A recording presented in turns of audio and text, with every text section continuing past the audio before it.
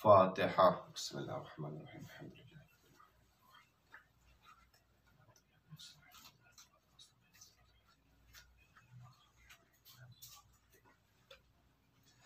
एक मरतबा सूरह हम्द, 3 मरतबा सूरह इखलास की तिलावत फरमाकर मरहूम अकबर अब्बास इब्ने हसन अहमद की रूह को इरसाल फरमाए।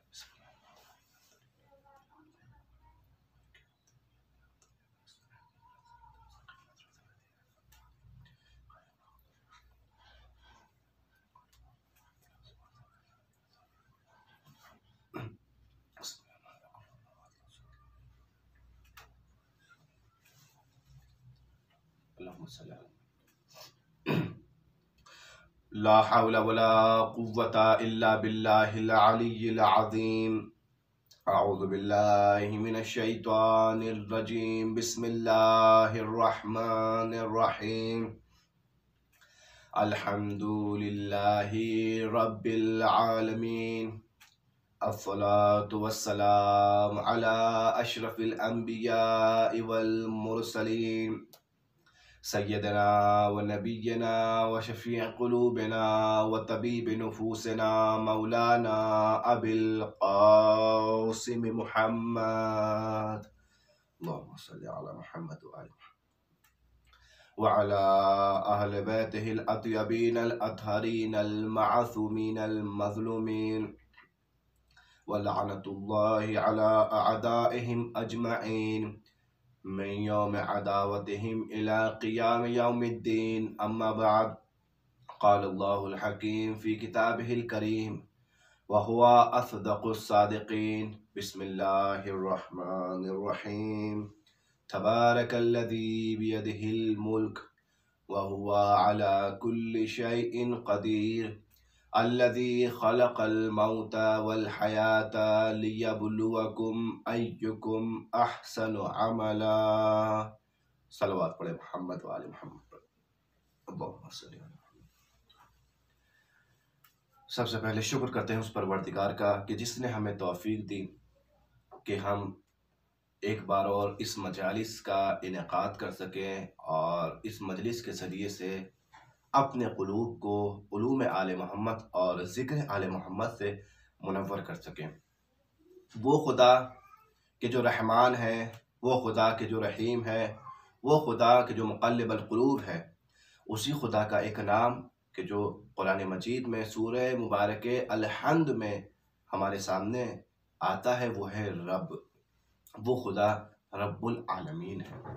रब का मतलब है पालने वाला, रब का मतलब है परवरिश करने वाला, यानी परवरदिगार रब्बुल आलमीन है। इसका मतलब यह है कि कायनात में जो भी मखलूक मौजूद है उसे फ़कत और फ़कत परवरदिगार पाल रहा है।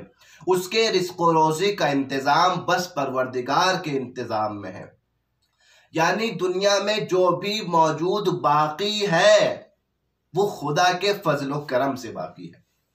दुनिया में जो भी मखलूक कस्ब फैज़ हासिल कर रही है वो फ़कत खुदा से कस्ब फैज़ हासिल कर रही है। और ये रब फ़कत रब नहीं कहा परवरदिगार आलम ने खुद को सूरह हम्द में, बल्कि कहा है रब्बुल आलमीन, यानी मैं आलमीन का परवरदिगार हूँ। अभी दुनिया एक आलम को सही से समझ नहीं पाई है। अभी दुनिया सिर्फ एक इस दुनिया की हकीकतों को जान नहीं पाई है। अभी ये दुनिया फकत इस दुनिया में छुपे राजों से पर्दा उठा नहीं पाई है, तो कहाँ आलमीन को पहचानेगी? ये कहाँ आलमीन के मनाजिल को तय करेगी? अभी इसी दुनिया के मंजिल हमारे लिए हल नहीं हुए। आलमीन का परवरदिगार है खुदा। यानी आलमीन का मतलब यह है कि जैसी तुम्हारी एक दुनिया है, ऐसी कई दुनिया को खुदा पाल रहा है। खुदा रोजी दे रहा है, खुदा रिस्क दे रहा है। यकीनन ये हमें समझाने के लिए काफी है जुमला कि हम परवरदिगार आलम पे भरोसा करें, उसकी जात पे तवक्कुल करें। क्यों? क्योंकि वो रब आलमीन का रब है। हमारी जिम्मेदारी भी, रिस्क की जिम्मेदारी, हमारी जिंदगी की जिम्मेदारी भी खुदा के ऊपर है। परवरदिगार आलम जिस तरीके से हमें रोजी पहुंचाता है, जिस तरीके से हमें रिस्क पहुंचाता है, वाकई हमें हर मौके पर उसका शुक्र करना चाहिए। इसी खुदा ने कुरान मजीद में सूरह मुबारक मुल्क की दूसरी आयत में इरशाद फरमाया, मौत का तस्करा किया है। एक मरहूम के इसाले सवाब की मजलिस है, एक जवान की मजलिस है, जवान की बरसी की मजलिस है, और इस मजलिस के तौर पर हमने इसके मौजू के तौर पर इंतखाब किया है हकीकत मौत को। हकीकत मौत क्या है?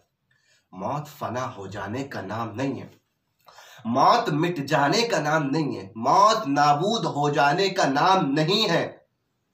अगर मौत मिट जाने का नाम होती तो खुदा कभी ना कहता अल्लज़ी खलक़ल मौता वल हयात। वो खुदा वो है कि जिसने मौत को पैदा किया, जिसने हयात को पैदा किया। अल्लाह बता रहा है कि जैसे हमने जिंदगी को पैदा किया है वैसे ही हमने मौत को भी पैदा किया है। ये आयत हमें बखूबी समझा रही है कि मौत फना हो जाने का नाम नहीं है, मौत मिट जाने का नाम नहीं है, मौत सफ़े हस्ती से नाबूद हो जाने का नाम नहीं है, बल्कि मौत नाम है एक आलम से दूसरे आलम में मुंतकिल होने का, और इसी इंतकाल को मौत कहते हैं। मौत की मंजिल बड़ी आसान मंजिल है, मौत की मंजिल बड़ी खूबसूरत मंजिल है।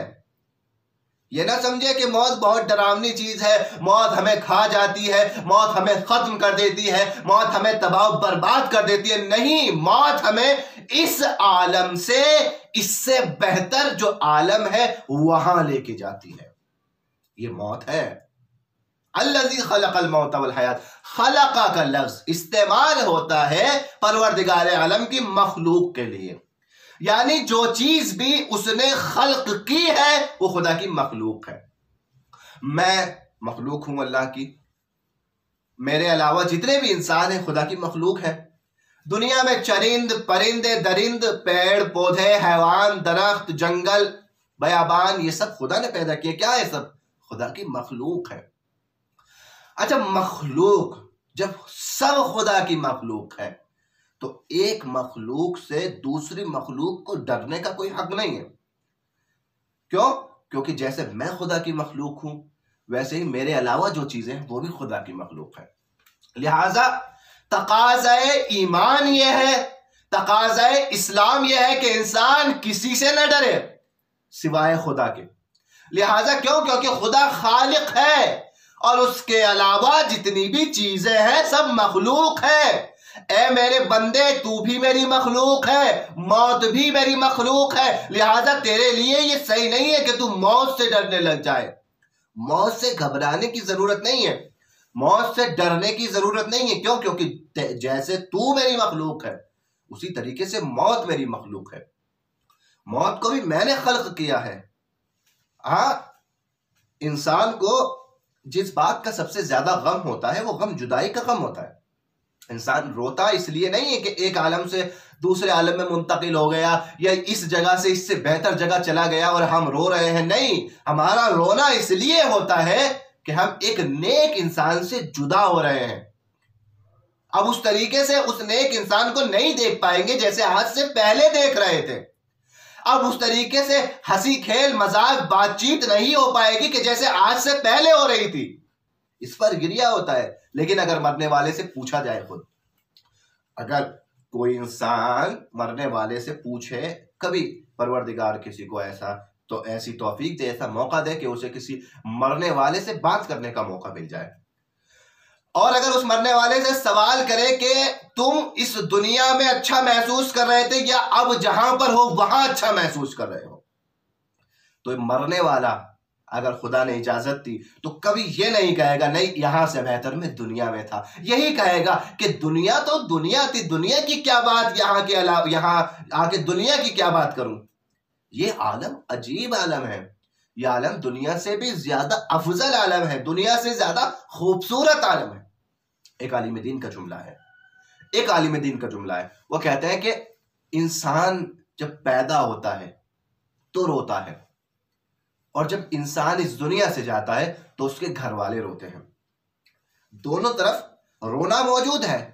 आ रहा है दुनिया में तो खुद रो रहा है और घर वाले खुश। जब दुनिया से जा रहा है तो खुद खुश हो रहा है मगर घर वाले रो रहे हैं। क्या बात है? सबसे पहले पूछा जाए कि भाई दुनिया में आते हुए क्यों रो रहे हो? क्या ये दुनिया अच्छी दुनिया नहीं है?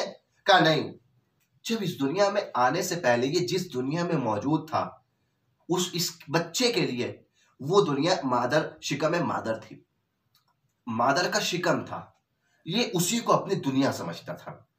इसके लिए वही खुदा रिस्क का इंतजाम करता था, इसके लिए वही खुदा खाने पीने का इंतजाम करता था, इसके लिए वही खुदा सारी सहूलियात फराहम करता था इसकी जिंदगी की शिकम मादर में, मां के पेट में जिंदगी की सारी खुसूसियात खुदा इसके लिए फराहम करता था। यह समझने लगा था कि इससे अच्छी जिंदगी अब कहीं नहीं हो सकती है, यह बड़ी खूबसूरत जिंदगी है, यह बड़ी अच्छी जिंदगी है। लेकिन जैसे ही ये शिकम मादर से आगोश मादर में आता है, घबराता है, रोता है, परेशान होता है, नहीं वो बहुत अच्छी जिंदगी थी, न जाने इस दुनिया में मैं कैसे रहूंगा, न जाने ये दुनिया कैसी होगी, न जाने इस दुनिया में मैं कैसे जिंदगी बिताऊंगा। क्यों? क्योंकि वो जिंदगी जो होती है वो ये बच्चा उसी को अपनी जिंदगी असल जिंदगी समझ लेता है। उसको पता नहीं होता कि दुनिया में कितनी नेमतें मौजूद हैं, दुनिया में कितने वसाइल मौजूद हैं, कितनी अच्छी अच्छी चीजें मौजूद हैं जो माँ के शिकम में नहीं मिल सकती। लेकिन वो बच्चा सोचता है कि नहीं, जिंदगी जो है वो माँ के शिकम में ही है। जब इसीलिए पैदा होता है तो रोता है। इसी तरीके से उलमा पढ़ते हैं कि अगर साइंस इतनी तरक्की कर ले कि एक बच्चे से शिकम मादर में बात कर सके, अगर इतनी तरक्की कर ले साइंस, एक बच्चे से शिकम मादर में बात करने की ताकत पैदा कर ले और बात करके बच्चे से पूछे कि तुम वहां पर अच्छा महसूस कर रहे हो या तुम बाहर इस दुनिया में आना चाहते हो, तो बच्चा यही जवाब देगा कि नहीं, मैं यहीं पर सही हूं। इससे अच्छी दुनिया कहीं नहीं हो सकती है, इससे अच्छा आलम कहीं नहीं हो सकता है। क्यों? क्योंकि उसने अभी दुनिया की खूबसूरती को देखा नहीं है, वो इसी को अपनी दुनिया समझ लेता है। मगर जब इस दुनिया में आता है तो रोता है। क्यों? क्योंकि वो नहीं समझ पाता ये दुनिया क्या है। लेकिन जब जिंदगी गुजारता है, बड़ा होता है, जवानी की मंजिल तक पहुंचता है, देखता है इस दुनिया में तो बहुत सी नेमतें मौजूद हैं, ऐसी नेमत तो कहीं भी मौजूद नहीं थी। जिस तरीके से शिकम मादर को अपनी दुनिया समझ लेता है और शिकम मादर से बाहर आने के लिए राजी नहीं होता, इसी तरीके से अब इस दुनिया को अपनी दुनिया समझ लेता है, अब इस जमीन को अपनी दुनिया समझ लेता है और कहता है नहीं, इस जमीन से अच्छी कोई दुनिया नहीं हो सकती, यहां से बेहतर कोई मकाम नहीं हो सकता, यहां से बेहतर कोई मंजिल नहीं हो सकती। लेकिन जब यही इंसान इस दुनिया में जीने के बाद, इस दुनिया में जिंदगी गुजारने के बाद में आखिरत की तरफ सफर तय करता है और मौत की मंजिल में वारिद होता है, तो जब उस दुनिया में पहुंचता है तब उसे समझ में आता है कि नहीं, इस बरज़ख की दुनिया के आगे वो दुनिया कुछ भी नहीं थी कि जिसमें मैंने जिंदगी गुजारी है, जिसमें मैंने 50 साल 70 साल 80 साल जिंदगी गुजारी है, वो कुछ थी ही नहीं इस आलम बरज़ख के आगे, इस बरज़खी दुनिया के आगे।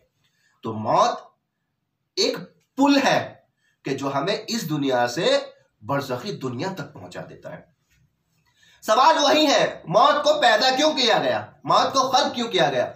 एक सवाल यहां पर फलसफी, क्या परवरदिगार को ऐसी कुदरत हासिल है, क्या परवरदिगार कुदरत रखता है कि इंसान को इस हालत पर पैदा करे कि कभी इंसान पर मौत तारी ना हो, कभी इंसान मरने ना पाए?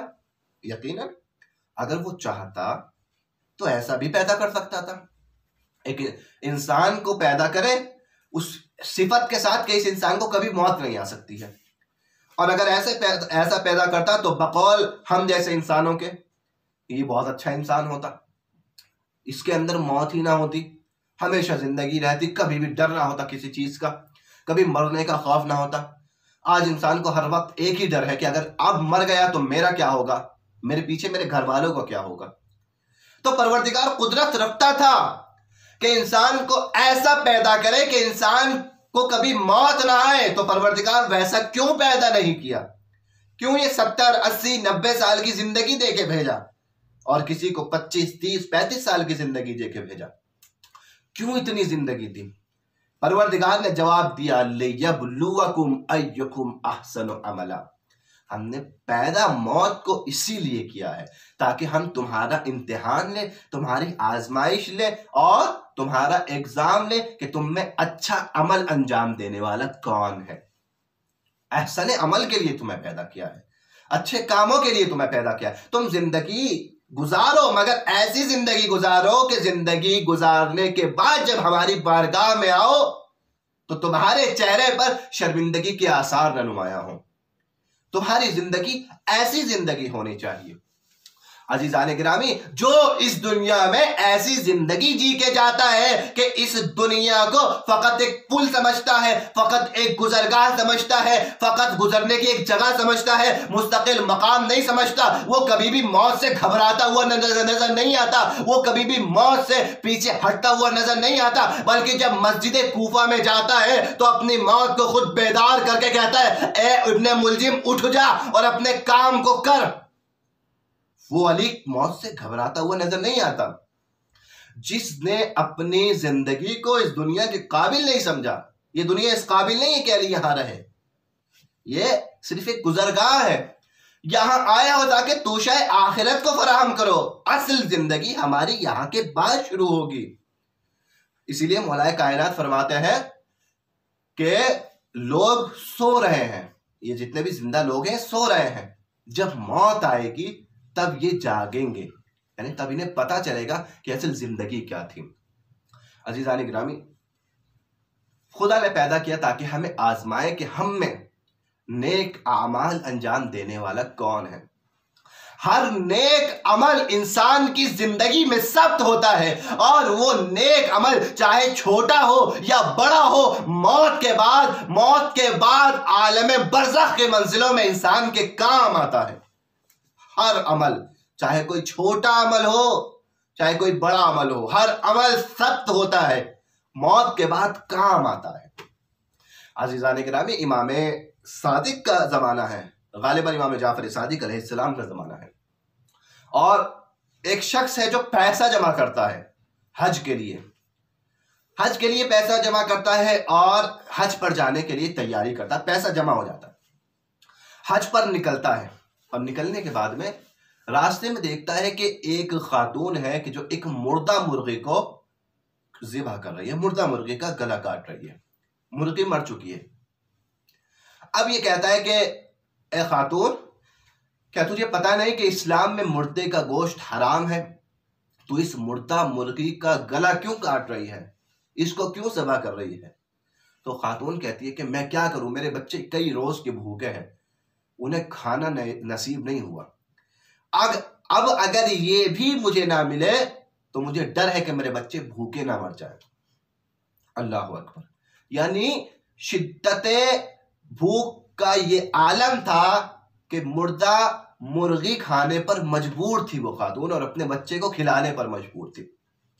इस शख्स ने देखा कि जो हज पर जा रहा था, इसके दिल में रहम आ गया, और रहम आने के बाद में इसने अपना जो सारा जखीरा हज के लिए जमा किया था, अपना माल जो हज के लिए जमा किया था, वो उस खातून को दे दिया, और देने के बाद कहता कि जाओ और अपने बच्चों के लिए ग़िज़ा का इंतजाम करो, शायद कुछ महीने तुम्हारा काम चल जाए। और ये पैसा देकर उसको वापस अपने घर पर आ गया।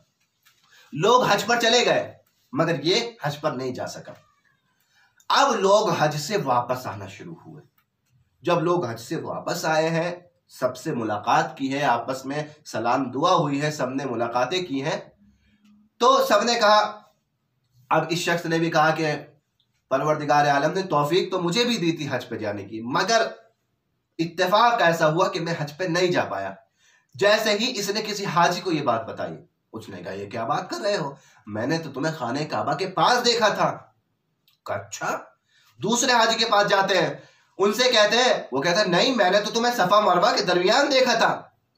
तीसरे हाजी के पास जाते हैं, वो कहते हैं नहीं, मैंने तो तुम्हें मैदान अरफात में देखा था। हर हाजी गवाही देता है कि तुम हज में थे, हमने तुम्हें देखा था, तुम हज में मौजूद थे। अब ये परेशान होता है, इमाम के पास आता है और आने के बाद कहता है, अपना रसूलुल्लाह, मैं तो हज पर गया ही नहीं, मगर ये मेरे दोस्त ये कह रहे हैं कि मैं हज पे मौजूद था। किसी ने मुझे खाना काबा के पास देखा, किसी ने मुझे सफा मरवा के दरमियान सही करते हुए देखा, किसी ने मुझे मैदान अरफात में देखा। मौला माजरा क्या है? अब मौला ने वो वाकया बयान किया जो इसके साथ में पेश आया था, और बयान करने के बाद नतीजा बताया और कहा है कि अल्लाह को तेरा ये काम इतना पसंद पसंद आया कि अल्लाह ने फरिश्ते मुकर्रर किए कि जो तेरी जानिब से हज पर गए और हज अंजाम दिया। और यही नहीं, यही बात खत्म नहीं हुई, अल्लाह ने उनको हुक्म दिया है कि क़यामत तक वो तेरी नियाबत में हज करते रहेंगे और उसका सवाब तेरे नामे अमाल में लिखा जाता रहेगा। सलवात पढ़ दे मोहम्मद वाले मोहम्मद पर। क़यामत तक वो फरिश्ते हज करते रहेंगे तेरे लिए और इसका सवाब तुझे मिलता रहेगा। एक नेकी बाज मौकों पर इंसान की जिंदगी में ऐसी सख्त हो जाती है कि फिर वो नेकी हर आलम में काम आती है, इस दुनिया में भी काम आती है, आखिरत में भी। मरने वाला, उसकी सिफत में एक ये सिफत मौजूद थी कि जिसे मैंने और बहुत से लोगों ने मुशाहिदा किया था, देखा था। दिलसोज इंसान, दिलसोज जवान कि जो हर किसी की मदद के लिए तैयार रहता था, हर किसी की मदद के लिए आमादा रहता था। तो बईद नहीं परवरदिगार आलम को इस बंदे का, इस नौजवान का ये काम पसंद आया हो और अल्लाह ने फरिश्तों को मुकर्रर किया हो कि इस बंदे की तरफ से कोई करबला की ज़ियारत करे, कोई मशहद की ज़ियारत करे, कोई नजफ की ज़ियारत करे, कोई मदीने की ज़ियारत करे। यकीनन अज़ीज़ान गिरामी, आज भी जो अमल का परवरदिगार सवाब और जो अमल का नतीजा कल दे सकता था, क्या वो आज नहीं दे सकता? यकीनन आज भी जिस तरीके से इमाम जाफर सादिक के ज़माने में उस शख्स के साथ ये वाक़या पेश आया, आज भी अगर कोई खुलूस दिल से किसी की मदद करता है, खुलूस दिल से किसी बंदे खुदा की कुमक करता है, उसकी ज़रूरत को पूरा करता है, परवरदिगार उसको भी यही जज़ा और यही अता करता है। उसकी नेमतों में कोई कमी नहीं है। ये अज़ीज़ान गिरामी अज़मत है इंसान की ज़िंदगी की। यहाँ हर काम जो कर रहा है इंसान, बड़ा कीमती काम है, बड़ा परवरदिगार आलम के नज़दीक बड़ा पसंदीदा काम है अगर खुदा की रज़ा के लिए कर रहा है। हमारे मशहूर आलिम दीन मौलाना फरजंद अली बुरहानवी अपनी किताब में एक वाक़या लिखते हैं। मौलाना मौसूफ, जिनकी जो है बहुत सी किताबें मौजूद हैं, मगर एक किताब की जो हमारी दस्तरस में थी, बहुत बड़े पाए के आलिम थे मौलाना फरजंद अली, जिनके ज़िंदगी के कारनामों में से एक सबसे अजीम कारनामा ये था कि करबला की ज़मीन से मिट्टी लाए थे। अब बुजुर्गान यहाँ पर कहते हैं कि वो मिट्टी क्या या तो आलम ख्वाब में या आलम बेदारी में किसी ने इन आलिम दीन को दी थी। बहरहाल ये मिट्टी वहां से बड़ी मुकद्दस मिट्टी थी और इनको हुक्म हुआ था कि इस मिट्टी को ले जाए और हिंदुस्तान में अपने वतन में इस मिट्टी को नस्ब करे, इस मिट्टी को दफन करे और वहां हुसैन का रोजा तामीर करें, ताकि जो लोग करबला तक नहीं आ सकते वो वहां जियारत करके हुसैन के रोजे की जियारत का सवाब हासिल करें। इतने बड़े आलिम परवरदिगार, इतने बड़े आलिम रब्बानी थे मौलाना फरजंद अली। वो वहां से मिट्टी लाते हैं और वतन में दफन करते हैं जहां करबला तामीर की जाती है। इनकी जिंदगी के कारनामे बहुत हैं, बहुत ज्यादा कारनामे हैं। इंशाअल्लाह कभी वक्त मिला तो मौलाना फरजंद अली साहब की जिंदगी के कारनामे जो है उन पर गुफ्तगू की जाएगी। लेकिन आप एक किताब लिखते हैं, उस किताब में एक वाकया नकल करते हैं। ये वाकया भी बहुत खूबसूरत वाकया है। देखिए, जिंदगी में, इंसान की जिंदगी में हर काम सख्त होता है, चाहे नेक काम हो या बुरा काम हो। नेक काम सख्त होता है, परवरदिगार उसकी जजा देता है, उसका हदिया देता है। बुरा काम सख्त होता है, उसकी सजा मिलती है।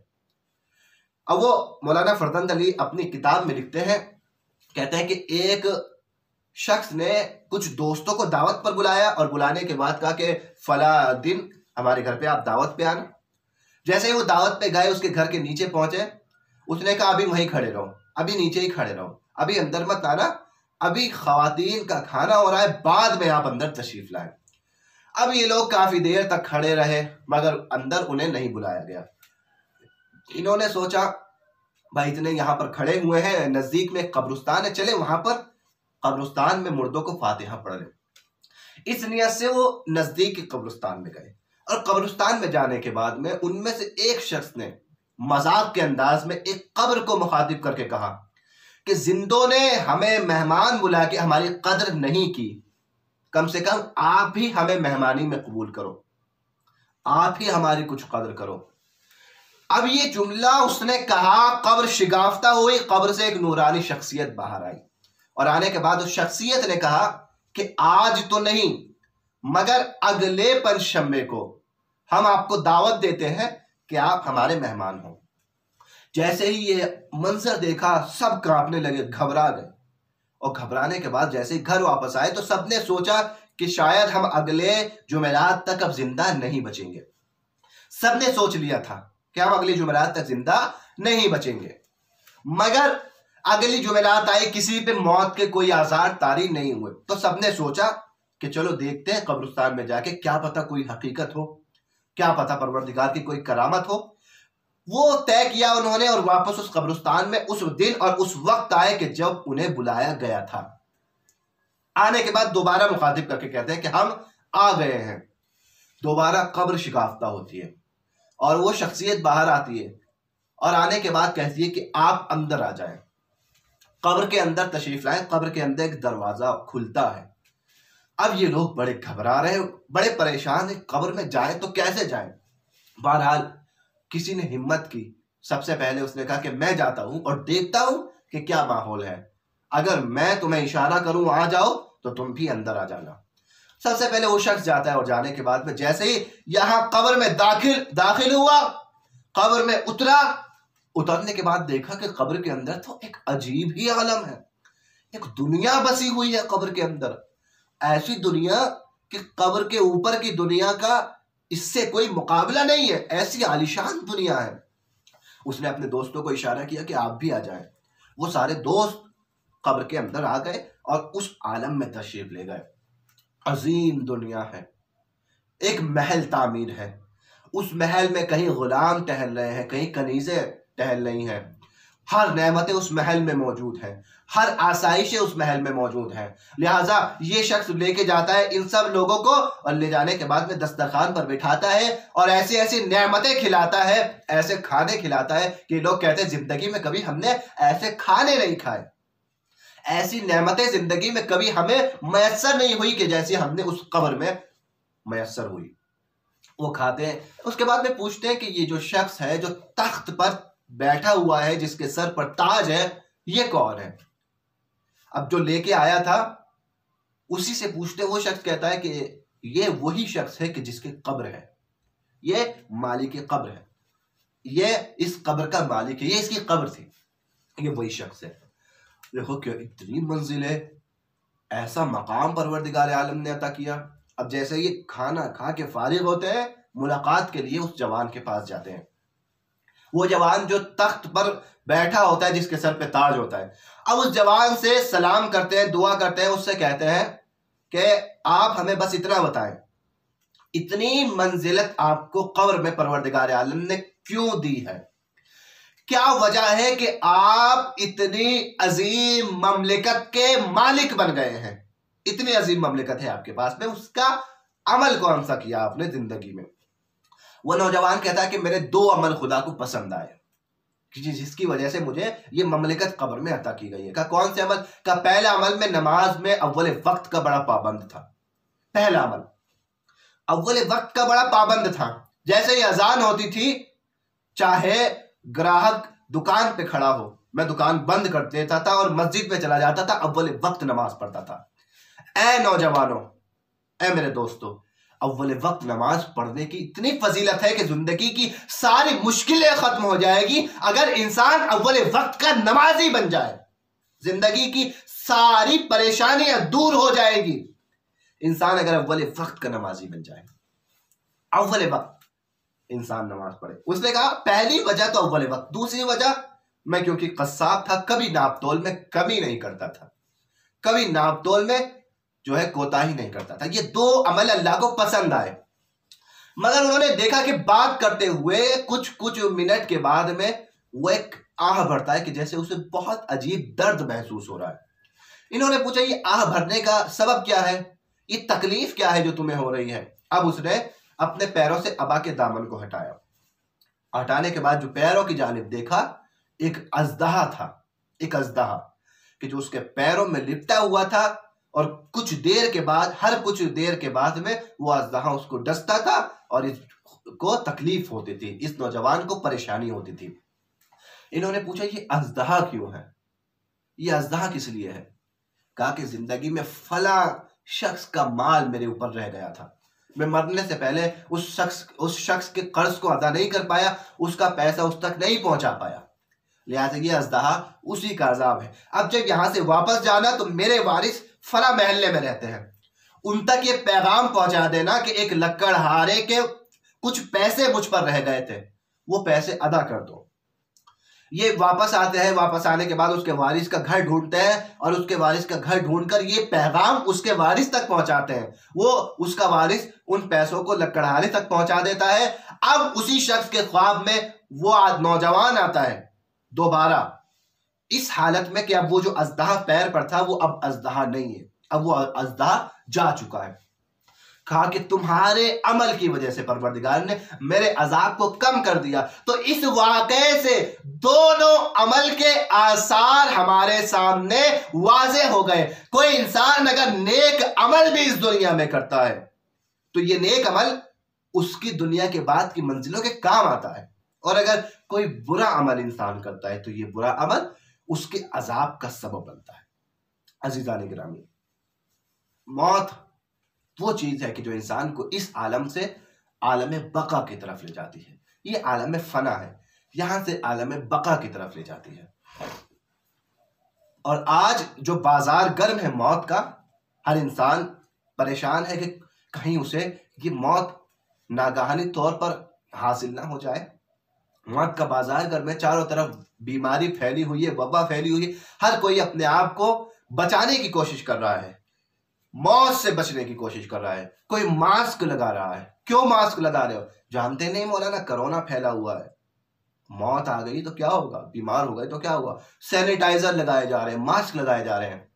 खुदा के बंदो, जिस तरीके से अपनी इस मौत से, बीमारी से डर रहे हैं इंसान, काश उसी तरीके से इंसान अपने अमल के बारे में भी सोच ले तो इंसान की जिंदगी के बाद की सारी मंजिलें आसान हो जाएंगी। जिस तरीके से इंसान इस बीमारी से बचने की कोशिश कर रहा है, उस तरीके से इंसान गुनाहों से बचने की कोशिश करे, बदअमली से बचने की कोशिश करे। बस अजीज़ान गिरामी, हमने अपनी ज़हमतों को तमाम किया।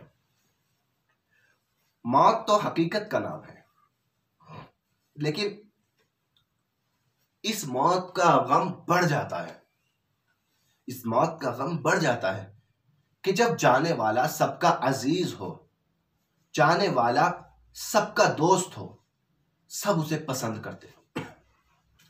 इस मौत का गम बढ़ जाता है कि जब जाने वाला बड़ा मेहरबान हो, बड़ा नेक इंसान, और इस मौत का गम बढ़ जाता है कि जब जाने वाला जवान हो, कड़ियल जवान हो। हमारे आपके लिए कितना गम।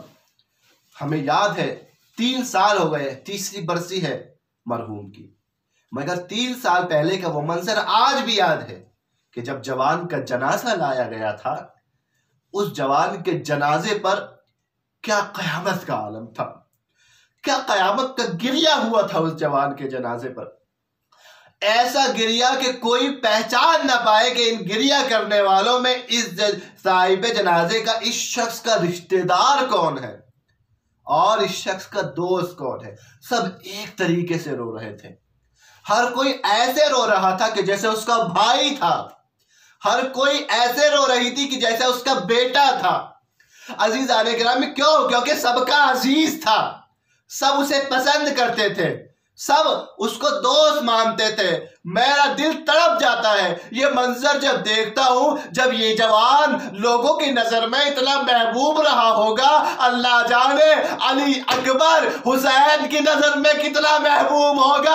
अजीज़ान गिरामी, हुसैन फरमाते हैं, अरे जब भी मेरा दिल करता था नाना की जियारत करूं, अली अकबर के चेहरे की जियारत करता था। जज़ाकुमुल्लाह, खुदा आपको कोई गम न दे सिवाय गम हुसैन के। अजीज़ान गिरामी, हुसैन ने सबको मरने की इजाजत दी, सब हुसैन से रुखसत हुए, मैदान की जानिब गए, सब ने जंग की है। अली अकबर मगर जब हुसैन की खिदमत में आए हैं और आने के बाद में इजाजत तलब की है, और जब हुसैन ने अली अकबर को इजाजत दे दी है, अब जो जुमला हुसैन कहते हैं वो जुमला किसी शहीद को विदा करते हुए हुसैन ने नहीं कहा। हुसैन कहते हैं परवरदिगार गवाह है ना, अब मैदान की जानिब उसे भेज रहा हूं। अरे जो सूरत और सीरत में अरे तेरे रसूल की शबाहत रखता था, मैं कहूंगा हुसैन आपने कासिम को भेजा, खुदा को मुखातिब करके नहीं कहा, और न मोहम्मद को भेजा। ना जाने हुसैन की नजर में अली अकबर कितनी अजीम शख्सियत है कि अकबर की जुदाई के वक्त हुसैन ने खुदा से तकाजा कर दिया, ऐ मेरे परवरदिगार अब मैं अपने जवान को भेज रहा हूँ। ये जवान मैदान की जानिब गया। कुछ खासियतें ऐसी अकबर की शहादत में है कि और किसी की शहादत में ऐसी खासियत मौजूद नहीं है। अजीज़ान गिरामी, ये खासियत अकबर की शहादत में मौजूद है, इनफरादियत अकबर की शहादत में मौजूद है। सबके सर नौके सिला पे मौजूद थे, सबके सर नौके नेजा पे बुलंद थे, सबके सर नौके नेजा पर कूफा पहुंचे, कूफे से शाम पहुंचे, सबके सर लोगों ने देखे, मगर अली अकबर के सर को देखकर शाम की औरतों ने जुमला कहा, ऐ मेरे परवरदिगार, अरे जब इस जवान का सर तन से जुदा हुआ हो, काश इसकी माँ इस दुनिया में मौजूद ना हो। उम्मे लैला ने जिगर को थामा, ऐ शाम की औरतों, अरे मैं मौजूद थी, मैंने अपने कड़िया जवान के लाशे को देखा था।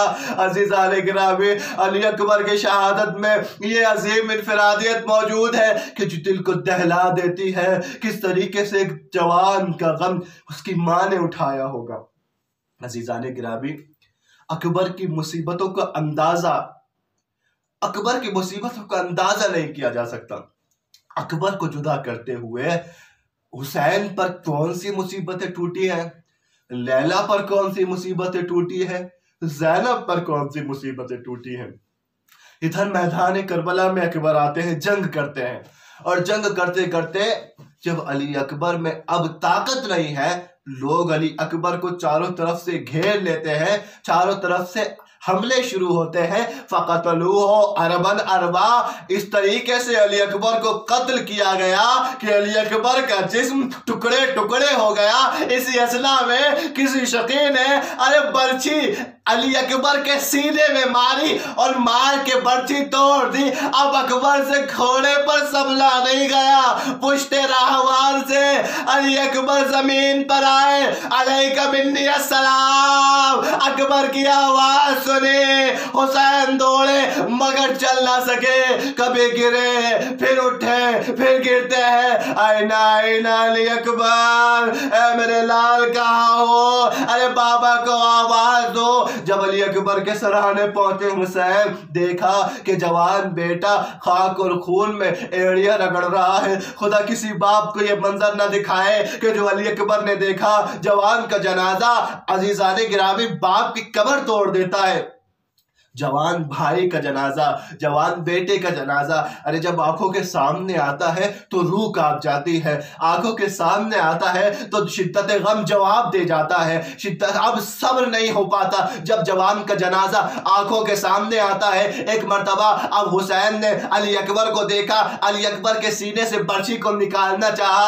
अब जो बर्छी को निकाला, बर्छी के साथ अकबर का कलेजा बाहर आ गया, अकबर की रूह कफ़ से से परवाज कर गई। हुसैन ने जनाजे को उठाया, खैमों की तरफ चले।